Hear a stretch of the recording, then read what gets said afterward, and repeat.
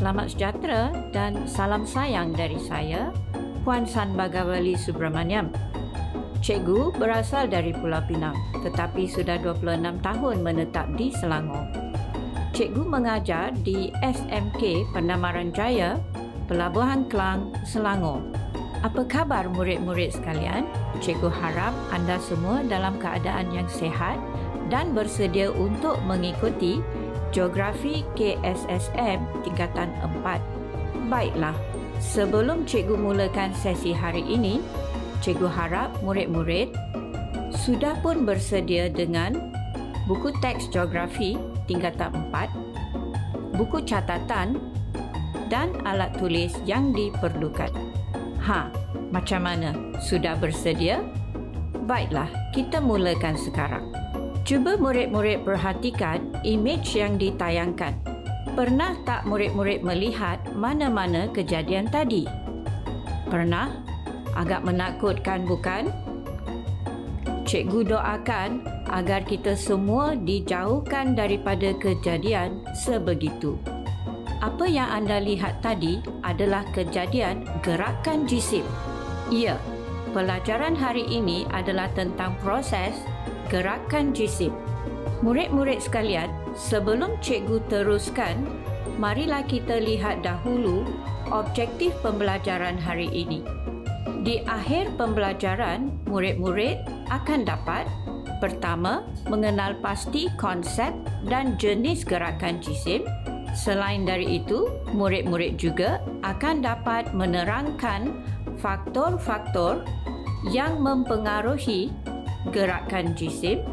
Akhir sekali, murid-murid akan dapat menghuraikan proses kesotan tanah, aliran lumpur dan tanah runtuh.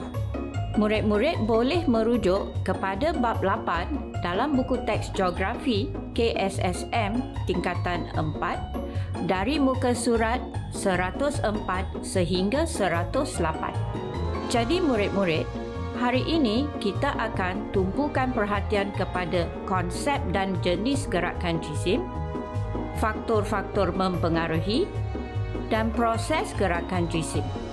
Murid-murid, gerakan jisim melibatkan pergerakan regolit secara besar-besaran menuruni cerun bukit.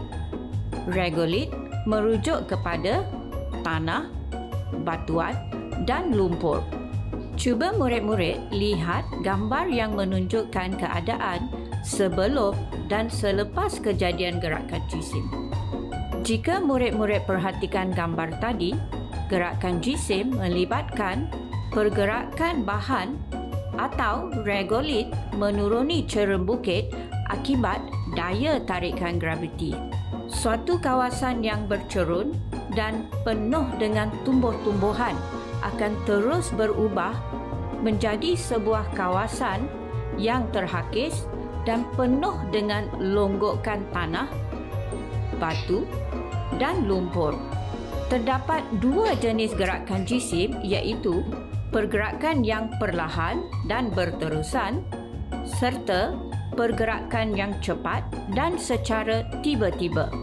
Pergerakan perlahan melibatkan dua jenis gerakan jisim iaitu kesotan tanah dan gelangsar tanah.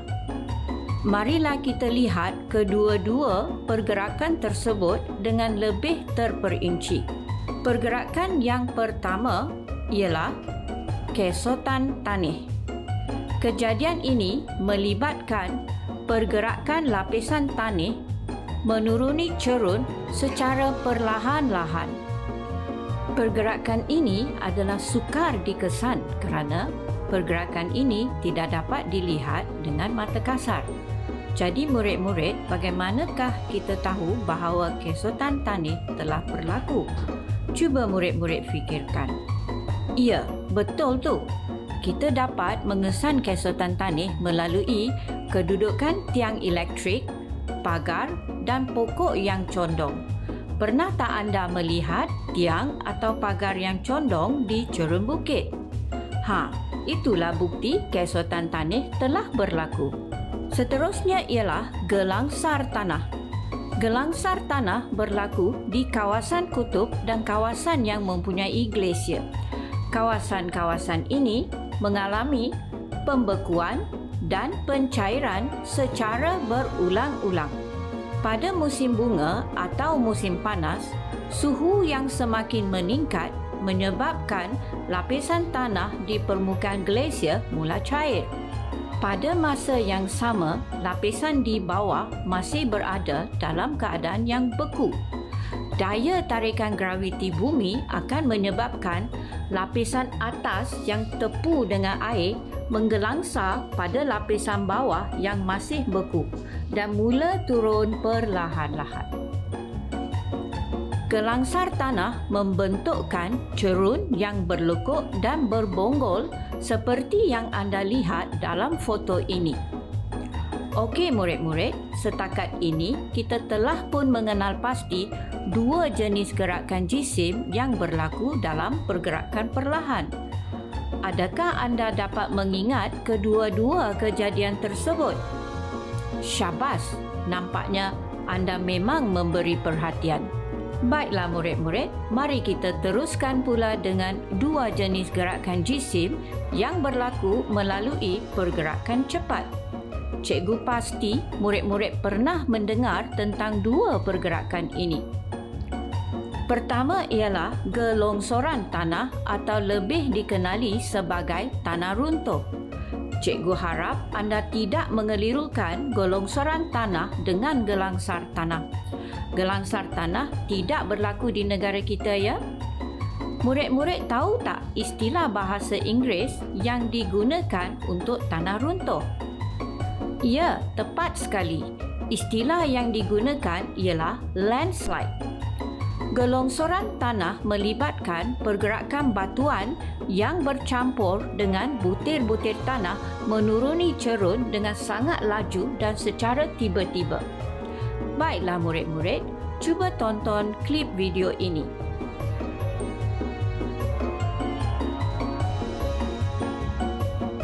Cikgu rasa murid-murid pernah terbaca atau mendengar berita tentang kejadian-kejadian tanah runtuh yang telah berlaku di sekitar negara kita. Kita kerap mendengar kejadian ini berlaku semasa atau selepas hujan lebat. Gerakan jisim yang kedua dalam pergerakan cepat ialah aliran lumpur atau juga dikenali sebagai banjir lumpur. Pergerakan ini mengalir dalam bentuk cecair likat dengan sangat laju dan menyebabkan kemusnahan yang dahsyat di sepanjang aliran. Klip video seterusnya menunjukkan kemusnahan yang berlaku selepas kejadian aliran lumpur di Sabah.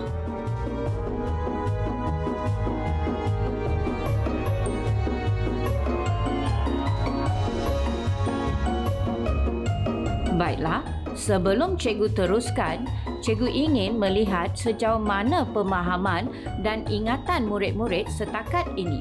Sudahkah anda bersedia? Baiklah. Siapa boleh bagi tahu cikgu apakah maksud gerakan jisim?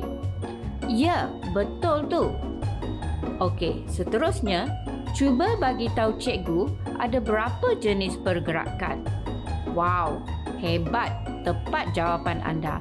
Baiklah murid-murid, cikgu teruskan pula bahagian kedua pembelajaran kita pada hari ini, iaitu mengenal pasti faktor-faktor yang mempengaruhi pergerakan jisim.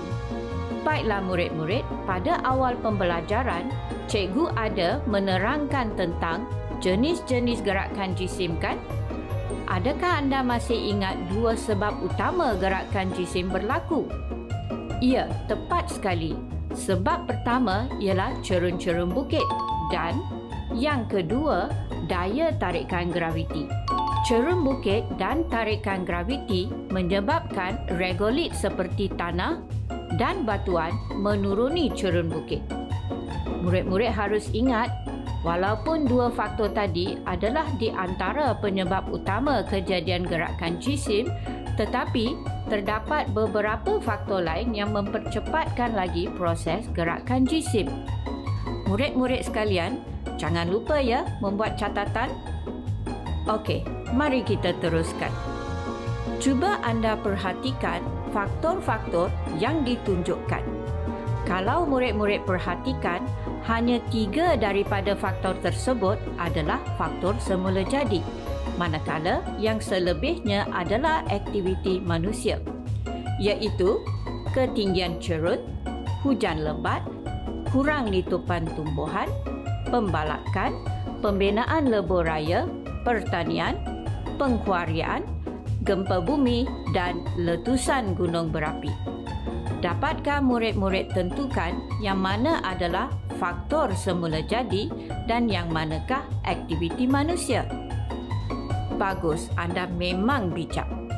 Murid-murid, cikgu ingin mengingatkan anda bahawa kesedaran tentang impak negatif kegiatan manusia terhadap alam sekitar adalah sangat penting untuk anda, kerana pada masa hadapan anda akan perlu menghubungkaitkan pengetahuan dan kemahiran ilmu geografi dalam membuat keputusan berkaitan kehidupan seharian. Baik murid-murid, mari kita teruskan. Faktor fizikal yang menyebabkan berlakunya gerakan jisim ialah ketinggian cerun. Kawasan tanah tinggi yang mempunyai cerun-cerun yang curam lebih cenderung mengalami proses hakisan dan luluh hawa. Hakisan dan luluh hawa akan menyebabkan struktur tanah menjadi longgar dan berisiko tinggi untuk mengalami tanah runtuh. Faktor semula jadi yang kedua ialah hujan lebat. Seperti apa yang murid-murid sedia maklum, negara kita menerima antara 2,000 hingga 3,000 mm hujan setahun. Hujan turun dengan sangat lebat pada satu-satu masa.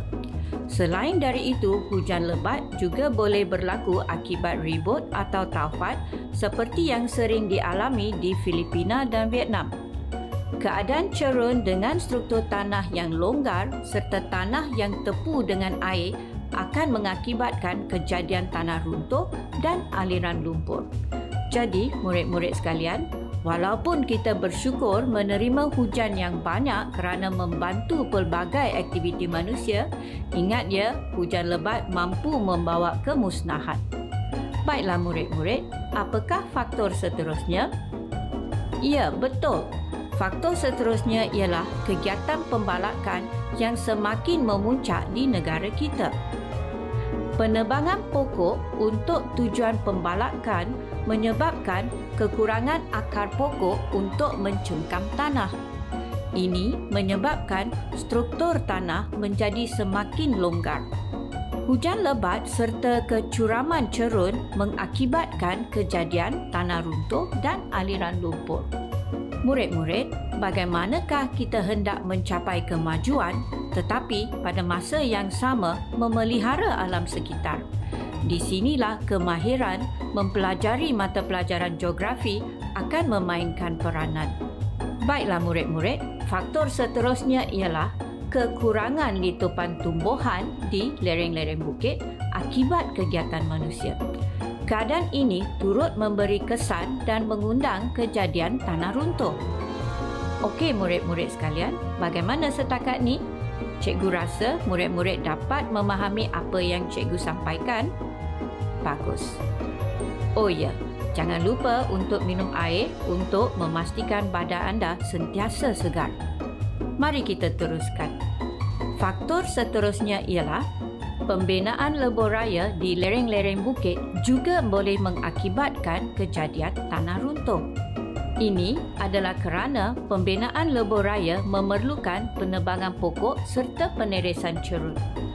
Cerun-cerun bukit tersebut terdedah kepada ejen hakisan dan berisiko tinggi mengalami tanah runtuh apabila hujan lebat turun.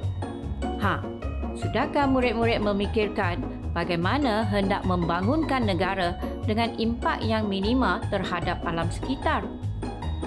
Teruskan berfikir kerana cikgu pasti ada di antara murid-murid cikgu di sini yang mampu menjana idea yang bernas. Mari kita teruskan. Di antara kegiatan utama di negara kita ialah pertanian di lereng bukit. Pembersihan kawasan hutan untuk menjalankan aktiviti manusia menyebabkan tanah terdedah kepada pelbagai ejen hakikat. Ini menyebabkan kawasan itu berisiko tinggi untuk mengalami gerakan jisim seperti tanah runtuh dan aliran lumpur. Contohnya, kejadian tanah runtuh di Hulu Langat pada tahun 2011 telah memusnahkan sebuah rumah anak yatim serta mengorbankan nyawa. Murid-murid, adakah anda kenal aktiviti yang dipaparkan seterusnya? Ya, inilah aktiviti pengkuarian. Aktiviti ini menggunakan bahan letupan untuk memecahkan batuan sebelum menggunakan jentera berat untuk mengeluarkan batu kapur, batu granit dan batu mamar. Gegaran yang kuat dari letupan tadi boleh mengakibatkan tanah runtuh. Aktiviti ini juga berisiko tinggi terhadap nyawa manusia selain dari alam sekitar. Faktor seterusnya yang akan kita bincangkan ialah kejadian gempa bumi. Gegaran kuat yang terhasil akibat gempa bumi mencetuskan kejadian tanah runtuh di kawasan persekitaran. Jika murid-murid masih ingat lagi, kejadian gempa bumi di Sabah pada 5 Jun 2015 telah mengakibatkan kemusnahan yang dahsyat. Faktor terakhir ialah kejadian letusan gunung berapi. Letusan gunung berapi adalah di antara pencetus kejadian tanah runtuh dan aliran lumpur. Ini berlaku kerana gegaran kuat menyebabkan tanah menjadi longgar dan tidak stabil. Sabar ya murid-murid, cikgu akan terangkan dengan lebih jelas tentang proses yang terlibat di bahagian ketiga nanti. Baiklah murid-murid, apa kata cikgu uji daya ingatan anda terhadap apa yang telah dipelajari setakat ini? Apakah faktor-faktor yang menyebabkan kejadian gerakan jisim? Oh, bagus. Begitu hebat anak-anak murid cikgu ni.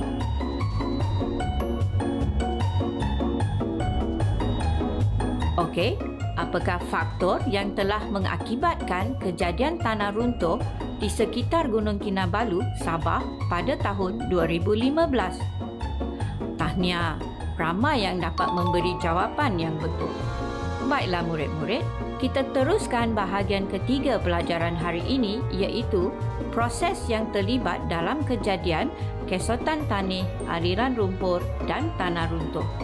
Untuk pengetahuan murid-murid, ketiga-tiga proses ini lebih kerap berlaku di kawasan beriklim tropikal lembap yang sering menerima hujan lebat dan diikuti dengan pancaran cahaya matahari. Selain dari itu, aliran lumpur dan tanah runtuh juga kerap berlaku di kawasan lereng bukit. Mari kita lihat proses yang pertama, kesotan tanah. Proses ini lebih kerap berlaku di cerun-cerun landai dengan kecerunan 2 hingga 3 darjah, seperti yang telah cikgu sebut tadi. Pergerakan ini adalah satu pergerakan yang perlahan dan tidak dapat dilihat dengan mata kasar. Kawasan tropika yang mengalami hujan lebat serta pancaran matahari yang terik sepanjang tahun mengalami proses kembang kecut yang berterusan. Air hujan yang meresap ke dalam tanah menyebabkan zarah-zarah tanah mengalami pengembangan. Sinaran cahaya matahari pula mengeringkan tanah dan menyebabkan lapisan tanah mengecut. Proses kembang kecut yang berterusan akan memecahkan lapisan tanah dan menyebabkan lapisan tanah itu bergerak turun perlahan-lahan. Setakat ni, cikgu harap murid-murid dapat mengikuti apa yang cikgu sampaikan. Seterusnya, mari kita lihat proses aliran lumpur pula. Murid-murid, aliran lumpur adalah satu proses yang berlaku dengan sangat laju berbanding dengan proses kesotan tanah. Cuba murid-murid lihat klip video ini.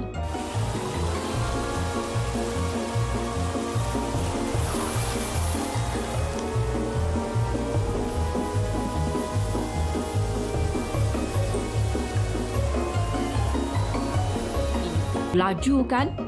aliran lumpur yang laju terus menenggelamkan jalan raya. Proses ini kerap bermula di kawasan tanah tinggi dan mengalir laju ke tanah pamah. Aliran lumpur melibatkan pergerakan bahan berlumpur yang likat pada kadar yang laju. Hujan lebat yang berpanjangan di kawasan cerun bukit yang mempunyai struktur tanah yang longgar menyebabkan aliran lumpur berlaku. Selain dari kawasan tropika, aliran lumpur juga kerap berlaku di cerun-cerun gunung berapi yang mempunyai lapisan abu yang tebal. Lapisan abu ini menjadi satu bahan yang berbahaya apabila bercampur dengan air hujan. Akhir sekali, marilah kita lihat proses gelongsoran tanah atau lebih dikenali sebagai tanah runtuh. Cikgu rasa antara tiga proses ini, murid-murid pasti paling mengenali tanah runtuh kerana inilah proses yang paling kerap berlaku di negara kita. Tanah yang terdedah di cerun bukit dan gunung akibat pelbagai aktiviti manusia seperti pembalakan dan pertanian mengalami hakisan yang pesat. Ini menyebabkan struktur tanah menjadi longgar seperti yang anda dapat lihat dalam klip video ini.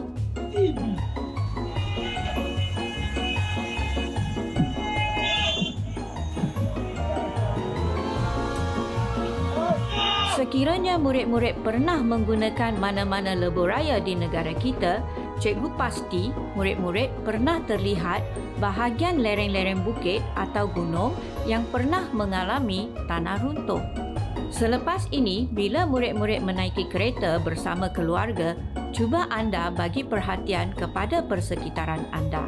Geografi ada di sekeliling anda dan amat berkait rapat dengan kehidupan seharian. Okey, cikgu teruskan. Struktur tanah yang longgar tanpa cengkaman akar pokok berpotensi tinggi untuk mengalami proses tanah runtuh. Hujan lebat yang berlanjutan akan menyebabkan tanah menjadi sarat dengan air hujan dan terus bergerak turun dengan laju akibat tarikan graviti. Baiklah murid-murid, kita sudah pun menghampiri penghujung sesi pembelajaran kita pada hari ini. Sebelum itu, cikgu ingin menguji pemahaman murid-murid terhadap topik yang telah dipelajari pada hari ini. Sila lihat rajah berikut. Jawab soalan pertama dalam masa 10 saat. Namakan kejadian dalam foto ini. Oh, bagus. Di antara jawapan yang boleh diberikan ialah gerakan jisim, tanah runtuh atau gelongsoran tanah. Lihat soalan kedua. Sila jawab 10 saat dari sekarang. Senaraikan 3 faktor yang mungkin menyebabkan kejadian di atas. Hebat anak-anak murid cikgu ni. Di antara faktor yang menyebabkan kejadian dalam foto di atas ialah pembinaan lebuh raya serta penebangan pokok atau pembalakan. Sila perhatikan soalan seterusnya. Terangkan kesan kejadian tersebut kepada manusia dan alam sekitar. Tahniah, tepat sekali jawapan anda. Kesan yang paling ketara kepada alam sekitar ialah kemusnahan habitat flora dan fauna yang menyebabkan flora dan fauna mengalami kepupusan. Selain dari itu, tanah runtuh juga boleh menyebabkan pencemaran air akibat kemasukan tanah, lumpur dan batuan ke dalam sungai. Kesan kepada manusia yang kita nampak ialah kemusnahan harta benda seperti rumah dan kenderaan. Selain dari itu, kejadian ini juga boleh menyebabkan manusia kehilangan nyawa. Baiklah murid-murid, cikgu harap anda dapat menjawab semua soalan tadi dengan betul dan lengkap. Cikgu ingin berkongsi sedikit tip menjawab soalan. Soalan-soalan aras rendah boleh dijawab dengan menyatakan fakta sahaja, manakala soalan-soalan aras sederhana perlu disertakan dengan huraian. Bagi soalan beraras tinggi pula, perlu menghuraikan fakta dan disertakan dengan contoh yang sesuai. Sekiranya anda melakukan kesilapan semasa menjawab soalan, amalkan tabiat membuat pembetulan. Murid-murid juga boleh merujuk kepada buku teks geografi KSSM tingkatan 4. Baiklah murid-murid, mari kita imbas kembali pelajaran hari ini. Pada hari ini, murid-murid telah mempelajari konsep dan jenis-jenis gerakan jisim. Seterusnya, murid-murid telah didedahkan kepada faktor-faktor yang mempengaruhi gerakan jisim.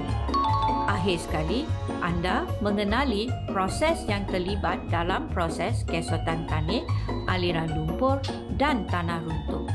Baiklah murid-murid, cikgu harap pelajaran hari ini bukan saja memberi ilmu tetapi juga kesedaran tentang pentingnya menjaga kelestarian alam sekitar. Jadi adakah anda bersedia untuk memberi sumbangan anda dalam menjaga persekitaran anda? Mungkin anda boleh bermula dengan menanam pokok-pokok bersama rakan-rakan melalui aktiviti persatuan geografi. Okey murid-murid, kita sudah pun sampai ke akhir rancangan untuk hari ini. Sehingga kita berjumpa lagi dalam rancangan yang akan datang, terimalah salam sayang dari cikgu dan jangan lupa kita jaga kita. Bye!